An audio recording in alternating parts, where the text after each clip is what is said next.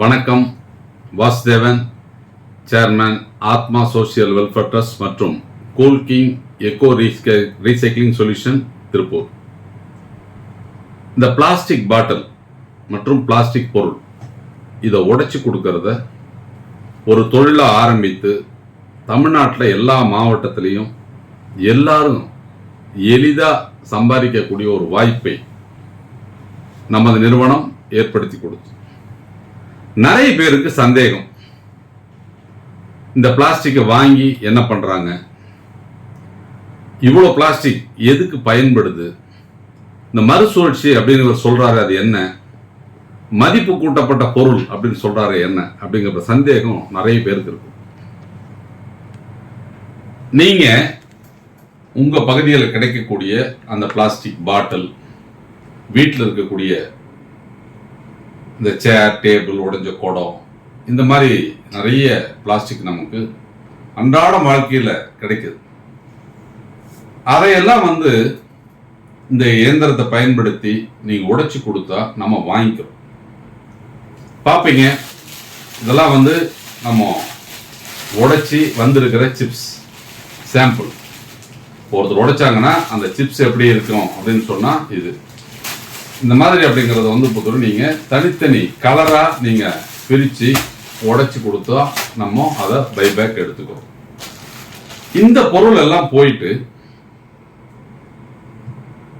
இது ஒரு பாலிஸ்டர் நூல் ஃபேக்டரிக்கு அப்படிங்கிறது அனுப்புகிறோம்.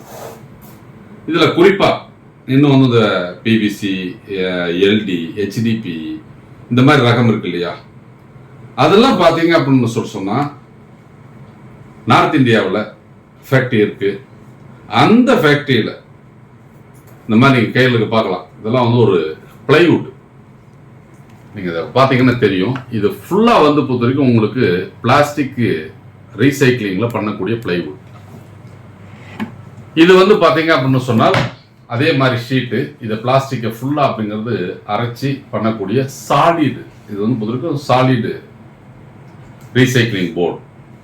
இது பார்த்தீங்க அப்படின்னு சொன்னால் எல்லாம் கம்ப்ரஸ்டு போர்டு. இது பிளைவுட் மாதிரி இருக்கும். இந்த பிளைவுட் அந்த பிளாஸ்டிக் துகள்கள் எல்லாம் கம்ப்ரஸ் பண்ணி இது உருவாக்கக்கூடிய போர்டு. இது பார்த்தீங்க அப்படின்னு சொன்னால் இது ஒரு ரூஃபிங் ஷீட்.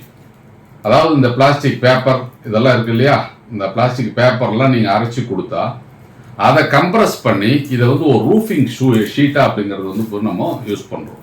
அப்போ ஆஸ்பெட்டாஸ் ஷீட்டுக்கு பதில், இந்த டின் ஷீட்டுக்கு பதில் நம்ம இந்த ஷீட்டை பயன்படுத்தணும் அப்படின்னு சொன்னால் உங்களுக்கு டெம்பரேச்சர் பார்த்தீங்கன்னா நமக்கு 10 டிகிரி அப்படிங்கிறது கம்மியாக இருக்கும். அதாவது ஹீட் உள்ளே வர்றதுக்கு உண்டான வாய்ப்பு இல்லை. ரெண்டாவது, இந்த ரீசைக்ளிங் ஷீட்டை நீங்கள் யூஸ் பண்ணுறதுனால உங்களுக்கு பார்த்தீங்க அப்படின்னு வச்சுக்கோங்க, உங்களுக்கு சத்தம், மழை பெஞ்சா சத்தம் வராது. அதுபோல் இந்த தென்னை மரம் அது மாதிரி தோட்டத்தில் நீங்கள் ஒரு ஷெட்டு போடுறீங்க அப்படின்னு சொன்னால் அந்த ஷெட்டில் இருந்து அந்த இது மேலே ஒரு தேங்காயோ இல்லை வேற ஏதாச்சும் விழுந்தாலும் இது எந்த விதமான டேமேஜும் நடக்காது. இதே நீங்கள் டின் ஷீட் எடுத்துட்டீங்க அப்படின்னு சொன்னால் அது மேலே தேங்காய் விழுந்தா டேமேஜ் ஆகும். ஆஸ்பெட்டாஸ் ஷீட் மேலே தேங்காய் விழுந்தா ஓடே உடஞ்சி போகும். நார்மல் அந்த கேரளா ஓடில் உடைஞ்சாலும் உங்களுக்கு புதுக்கும் அந்த ஓடு உடைஞ்சிரும். ஆனால் இந்த ஷீட்டை நீங்கள் பயன்படுத்துகிறப்போ உங்களுக்கு அந்த மாதிரி அப்படிங்கிறது ஓடு உடையாது. அப்படி இந்த ஷீட்டை நீங்க யூஸ் பண்ணலாம். குறிப்பா பாத்தீங்க அப்படின்னு சொன்னால் கோழி பண்ணை அமைக்கிறாங்க இல்லையா, அவர்களுக்கு அந்த கோழி பண்ணைக்கு அப்படிங்கிறது போயிருக்கும் அந்த டெம்பரேச்சர் வேரியேஷன் நிறைய இருக்கும். வெயில் காலத்துல அதிகப்படியா அந்த ஹீட் வரும். அந்த கேரளா ஓடு போடுவாங்க, அதிகப்படியா அந்த ஹீட். அந்த மாதிரி இடத்துல அப்படிங்கிறது இந்த ரூஃபிங் ஷீட்டு பெருவாரியா பயன்படுத்தப்படுகிறது. அப்போ இந்த ஷீட் இந்த அக்ரிகல்ச்சருக்கு உண்டான அந்த இதுக்கெல்லாம் நம்ம அந்த நர்சரிக்கெல்லாம் பார்த்தீங்கன்னா ஷெட்டு போடுறாங்களே, இப்போ நிறைய பேர் அந்த க்ரீன் நெட்டு போடுவாங்க. அதுக்கு பதில் இதெல்லாம் நீங்கள் போட்டு இந்த ஷெட்டை நீங்கள் இந்த ஷீட்டை போட்டு அப்படிங்கிறது செய்யலாம். இப்படி இந்த பிளாஸ்டிக் அப்படிங்கிறது தமிழ்நாட்டில் கிடைக்கக்கூடிய பிளாஸ்டிக்கை எல்லாம் நீங்கள் சேகரித்து அதை முதல்ல சுத்திகரித்து நம்ம கொடுக்கக்கூடிய அந்த இயந்திரங்களில் நீங்கள் போட்டு அரைச்சி எங்ககிட்ட கொடுத்தா அதை நம்ம நார்த் இந்தியாவுக்கு நம்ம சப்ளை பண்ணுறோம். அப்போ குஜராத்தில் அதிகப்படியாகவும் ஜெய்ப்பூர்ல சில ஃபேக்டரி இருக்குது. அங்க இந்த மாதிரி பொருட்கள் உற்பத்தி செய்யப்பட்டு இது மீண்டும் அப்படிங்கிறது தமிழ்நாட்டுக்கு அப்படிங்கிறது சேல்ஸுக்கு நம்ம நிறுவனம் தான் எடுத்து செய்யுது.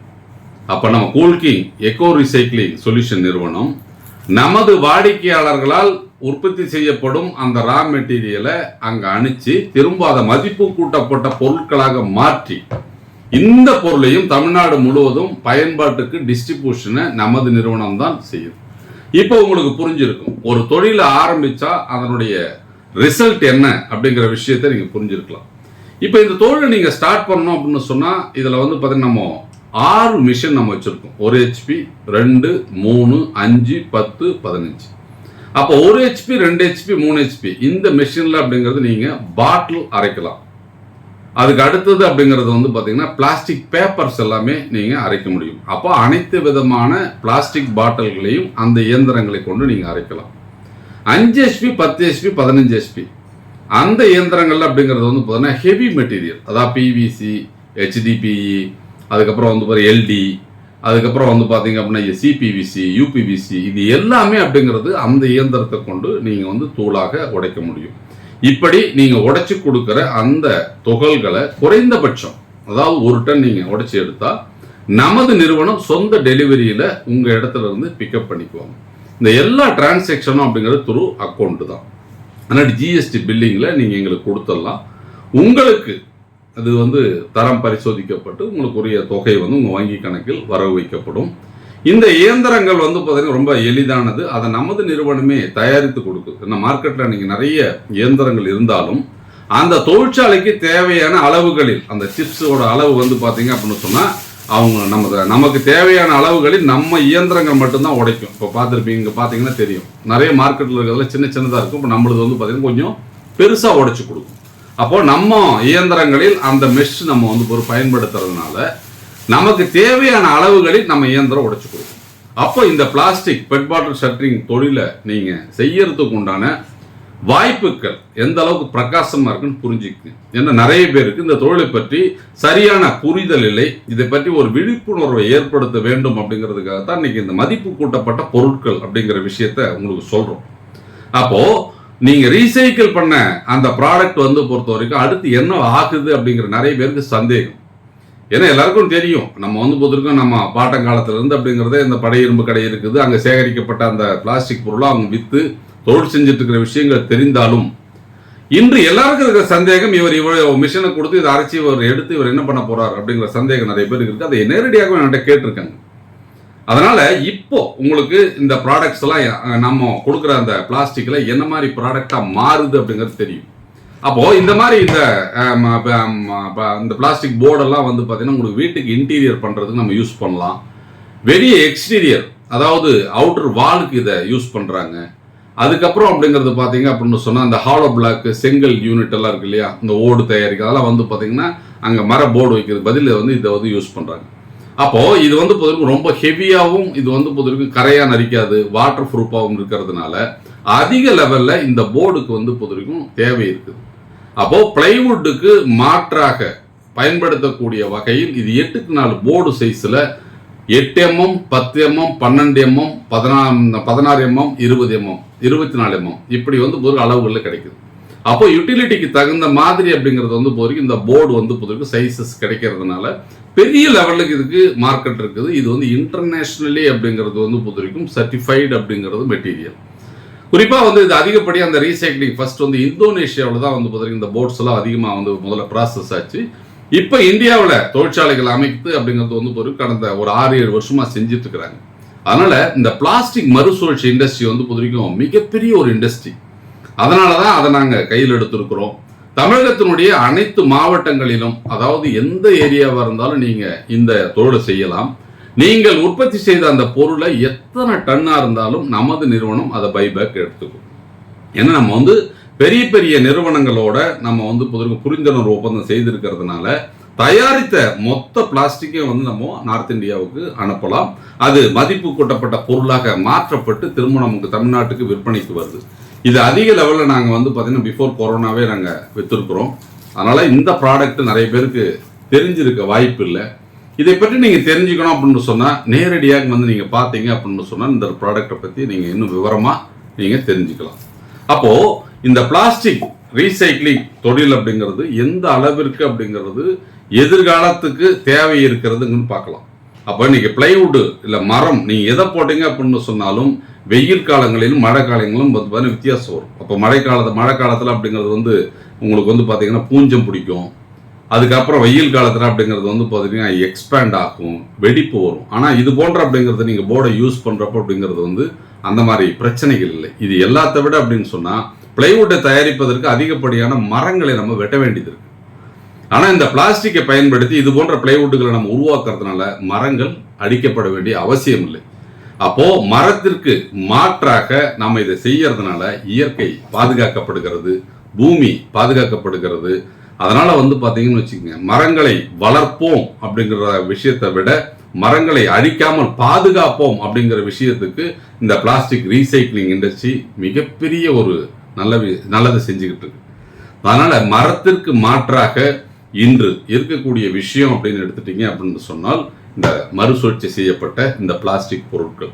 அதனால நீங்க அன்றாட வாழ்க்கையில் பயன்படுத்தி தூக்கி வீசப்படும் அந்த பிளாஸ்டிக்கை எல்லாம் ஒரு தொழிலாக செய்து அதன் மூலம் வருமானம் அடைவது மட்டுமல்லாமல் இந்த இயற்கையை பாதுகாக்கும் மாபெரும் சேவையை நீங்க செய்யக்கூடிய ஒரு சமுதாய சேவகராக இருக்கிறீர்கள் என்பதுதான் இதில் இருக்கக்கூடிய நிதர்சனமான உண்மை.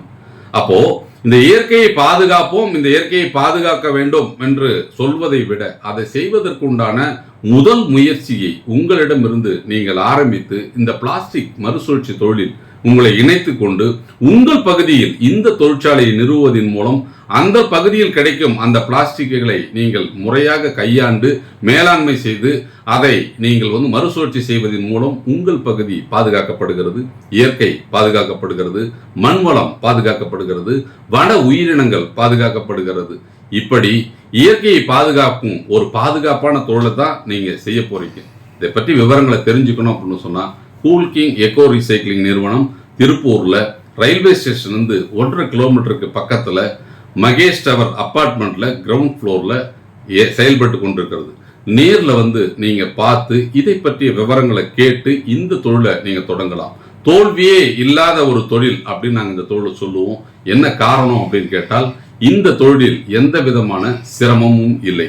எளிதாக கிடைக்கக்கூடிய மூலப்பொருட்களை கொண்டு தயாரிக்கப்படும் இந்த பிளாஸ்டிக் துகள்களால் மாற்றப்பட்டு மதிப்பு கூட்டப்பட்ட பொருட்களை எளிதாக விற்பனை செய்வதன் மூலம் அதிக லாபத்தையும் ஈட்ட முடியும் என்பதற்கு நிறைய சான்றுகள் இருக்கிறது. இதை பற்றி தெரிஞ்சுக்கணும் அப்படின்னு சொன்னா என்னை வந்து நேரடியாக சந்தித்து உங்கள் சந்தேகங்களை தீர்த்து இந்த தொழிலில் உங்களை இணைத்துக் கொள்ளுங்கள். நன்றி, வணக்கம்.